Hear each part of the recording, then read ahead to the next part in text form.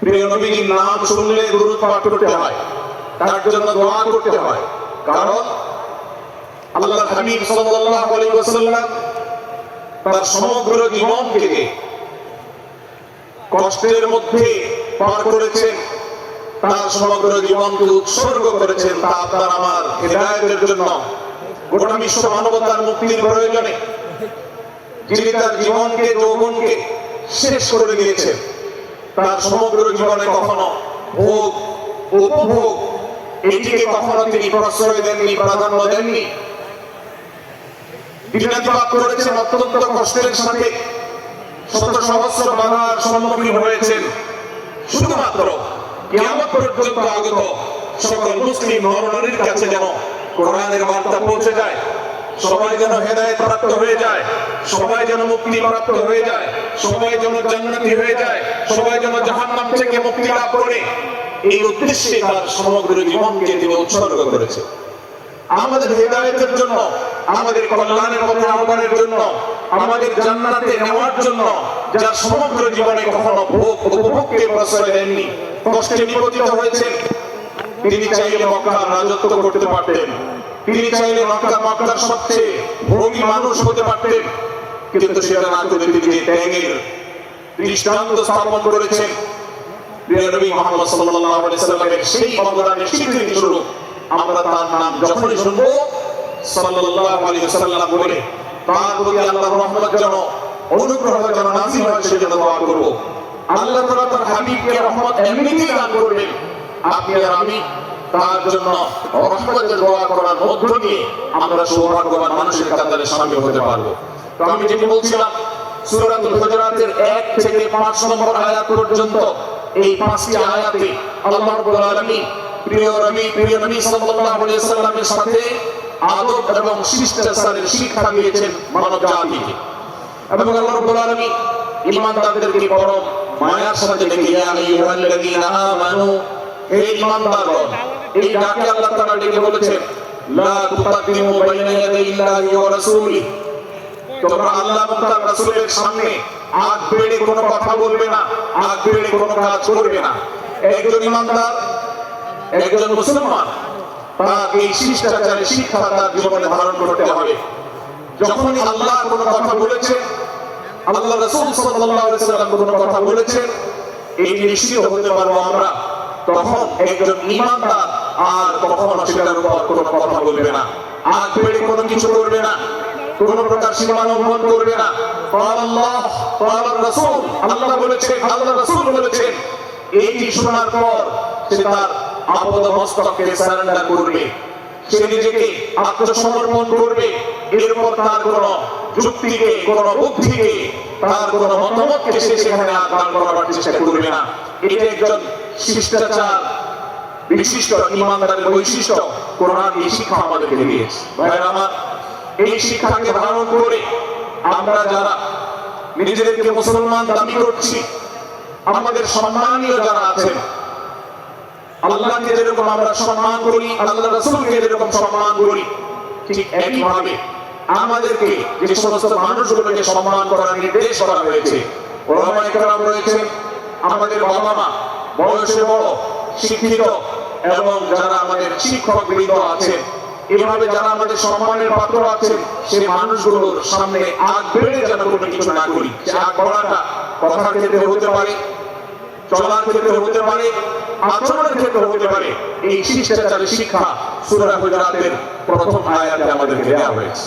প্রিয় ভাইরা আমার, আমাদের সমাজে আজ যে সমস্ত ভালো গুণের দুর্ভিক্ষ চলছে, ক্রাইসিস চলছে, অভাব চলছে, এর মধ্যে অন্যতম হলো আজ শিষ্টাচারের অভাব। আমাদের সমাজের চতুর্দিকে আপনি দেখতে পাবেন পরিলক্ষিত হচ্ছে। আমাদের শিশু থেকে নিয়ে কিশোর, যুবক থেকে নিয়ে মধ্যবয়স্ক সকল শ্রেণী মানুষের মধ্যে আজ আদব এবং শিষ্টাচারের ভয়াবহ অভাব আমরা দেখতে পাচ্ছি। বিশেষ করে পশ্চিমা সংস্কৃতিকে আমাদের এই স্বদেশে, আমাদের এই মুসলমানদের সমাজে জোর করে পুশ করাবার, সেই সমস্ত এজেন্ডাকে বাস্তবায়ন করবার যে প্রচেষ্টা এদেশে এক শ্রেণীর মানুষকে করতে দেখা যায়। তারা এদেশের সমাজের খাঁজে বাজে থাকা ইসলামের কৃষ্টি কালচার এবং সংস্কৃতিগুলোকে ধুয়ে মুছে পরিষ্কার করবার জন্য শত সহস্র উদ্যোগ নিয়েছে।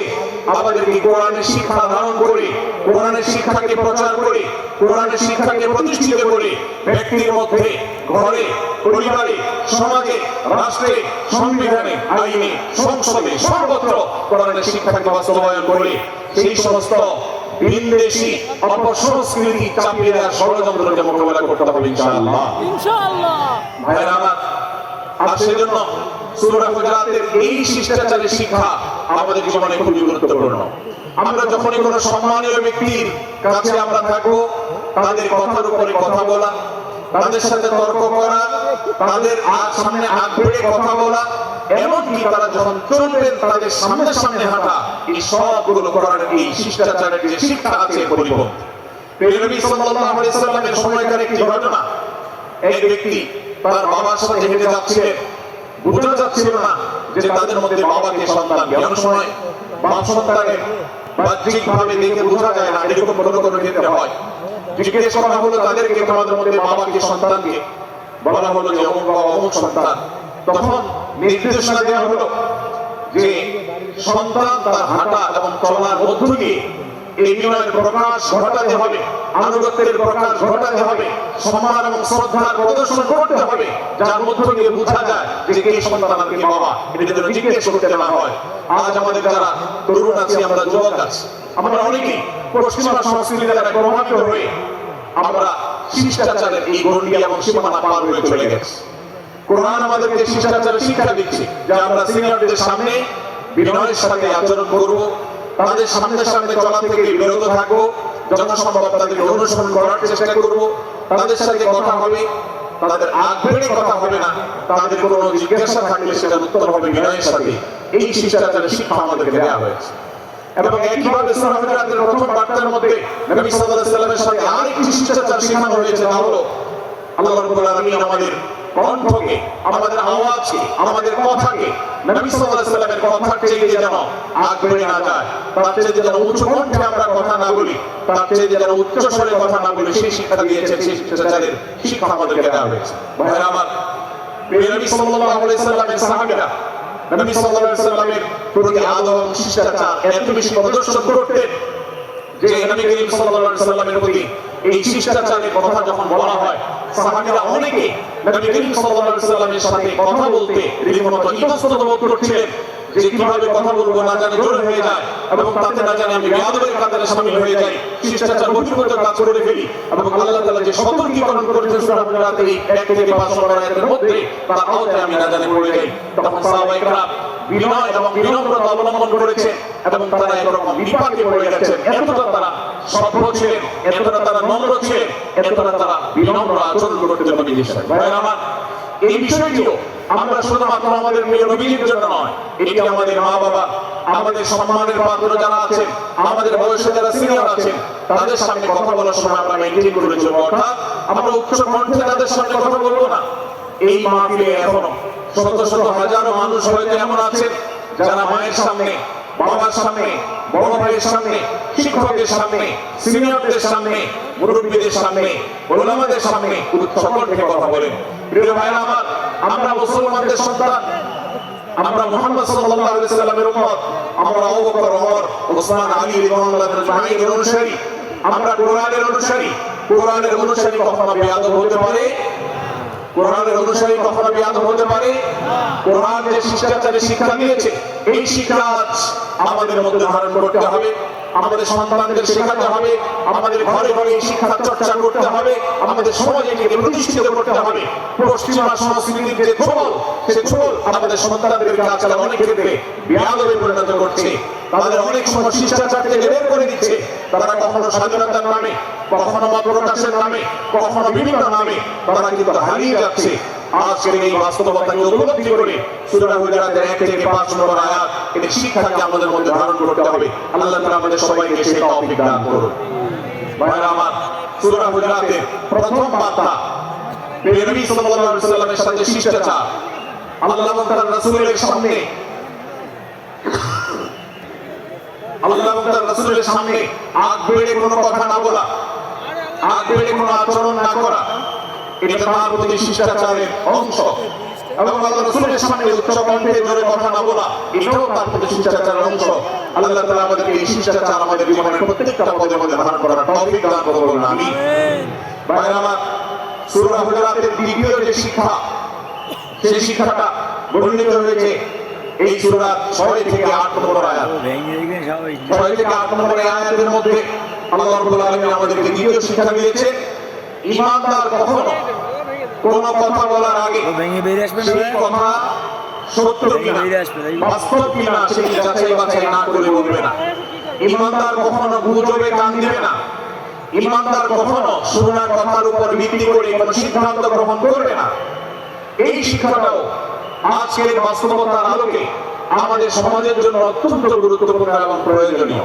প্রিয় ভাইরা আমার, আমাদের চতুর্পাশে যদি আমরা তাকাই, আমরা দেখতে পাবো সোশ্যাল মিডিয়াতে, ফেসবুকে আজকাল কোন তথ্য উপাত্ত পেলে সেটার পরখ করা ছাড়া, যাচাই বাছাই করা ছাড়া, সত্য অসত্য নিরূপণ করা ছাড়া আমরা অনেকে সেটার প্রচার প্রচারণা নেমে যাই। আমরা অনেকে সেটা শেয়ার দেওয়া শুরু করে দিই।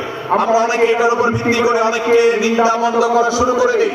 এমনকি আজ আমরা যেই জায়গায় দাঁড়িয়ে আছি, বাংলাদেশের যে সামাজিক বাস্তবতা, সেই বাস্তবতার আলোকে বলা যায় অনেক সময় অনেক ব্যক্তিকে সমাজে মিডিয়ার মাধ্যমে নানাভাবে হয়রানি করে তাকে খারাপ মানুষ হিসাবে, কালপিট হিসাবে দেখানো হয়, অথচ তার দোষ, যে সমস্ত দোষের কথা তাকে বলা হয়, যে সমস্ত দোষে তাকে দোষী বানানো হয়, সেই সমস্ত দোষ থেকে তিনি শত সহস্র গুণ পবিত্র এবং পরিচ্ছন্ন।